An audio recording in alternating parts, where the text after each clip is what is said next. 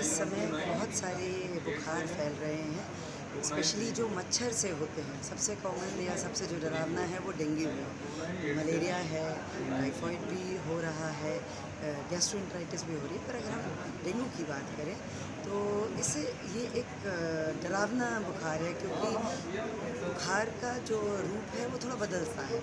80 से 85% तक लोग डेंगू से अपने सेल्फ ठीक हो जाते हैं। बुखार आता है, दर्द होता है शरीर में, भूख नहीं लगती है, मन मनचाता है, पर जैसे जैसे 4-5 दिन होते हैं और अगर हम अपना ध्यान रखें, रेस्ट करें, अपना हाइड्रेशन मेंटेन करें तो ठीक हो जाते हैं।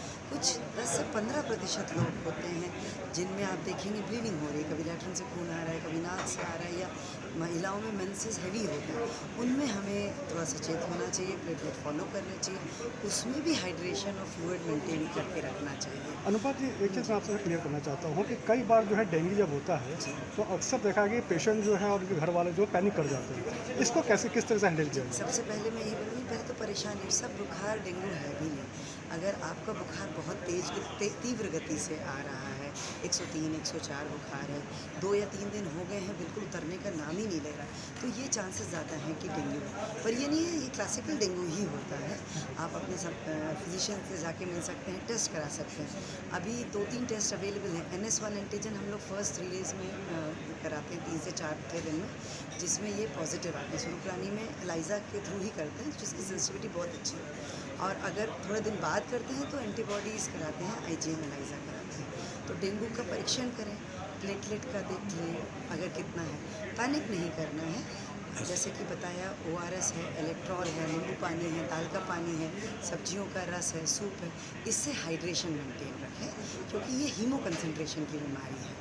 तो अगर हमारा हाइड्रेशन मेंटेन्ड है, बुखार उतर जा रहा है, हम कुछ खा पा रहे हैं, तो चिंता की तो कोई बात ही नहीं है, वो धीरे धीरे रिकवरी की तरफ जा रहा है। पर कई कारणों से, जैसे जो बोलते हैं उल्टी बहुत ज़्यादा हो रही है, ब्लड प्रेशर फॉल हो रहा है, पेशाब में कमी आ रही है, बुखार कम नहीं हो रहा, तो उस समय ज़रूरी है कि हम हॉस्पिटल में जाएं। प्लेटलेट अगर हमारे 20 से कम है तो हम लोग प्लेटलेट ट्रांसफ्यूजन करते हैं, या कहीं से ब्लीडिंग डायस्थेसिस होती है, पर प्लेटलेट सिर्फ हम टेम्पररी उसको लेवल पे मेंटेन करते हैं, वो बीमारी को ठीक नहीं करता है। बस वो मरीज़ ब्लड प्रेशर उसका कम ना हो, शॉक में ना जाए, ये हमारा वो रहता है, या मल्टी ऑर्गन में ना हो। तो हॉस्पिटलाइजेशन उन्हीं मरीज़ों को है जिनको कोमोबिडिटीज़ हैं, जिनको खाते नहीं बन रहा है, लिवर एंजाइम्स काफ़ी डिरेंज्ड है, आउटपुट में कमी हो रही है, या बहुत एल्डरली हैं या बच्चे हैं, उनको ऑब्जर्वेशन में रख सकते हैं कि वो कॉम्प्लिकेशन की तरफ। पर्चे इनको मैं डॉक्टर अनुभा श्रीवास्तव हूँ, मैं प्रोफेसर हूँ मोतीलाल नेहरू मेडिकल कॉलेज में मेडिसिन विभाग में, और मैं AMA में साइंटिफिक सेक्रेटरी। किसको COPD का पेशेंट है, उसमें कोई भी बीमारी होगी वो तीव्र गति से होगी और वो सीरियसनेस की तरफ जा सकती है, तो उनको थोड़ा ध्यान रखना है, डरना बिल्कुल नहीं है, अपने डॉक्टर से संपर्क में रहना है। 10 दिन का एक पीरियड होता है जिसे हमें निकालना रहता है, और ये प्लेटलेट की बीमारी नहीं है, तो प्लेटलेट के लिए परेशान ना हो, क्योंकि पैनिक बहुत हो जाता है। 25,000 है, 20 के नीचे यूजुअली कोई भी सोसाइटी कहती नहीं है एसिम्प्टोमेटिक मरीज में प्लेटलेट चढ़ाने के लिए। ये एक सिस्टमिक डिजीज़ है।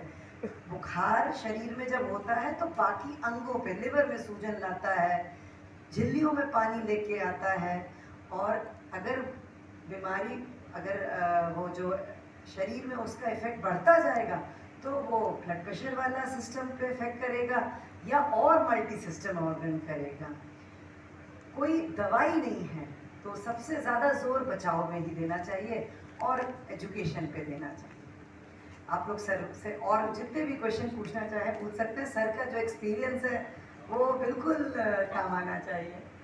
साफ पानी, जैसे कि कूलर पानी, फ्रिज के आसपास पानी, फटे हुए टायर घर में रखे रहते हैं, पुराने बर्तन रखे रहते हैं, गमले रखे रहते हैं, जो आसपास नालियों में पानी जमा हो जाता है, उसकी वजह से ये मच्छर पनपते हैं, और मच्छर का जो ब्रीडिंग सीजन होता है वो अगस्त से लेकर के नवंबर तक होता है, और इसी समय में ये बीमारी तेजी से फैलती है।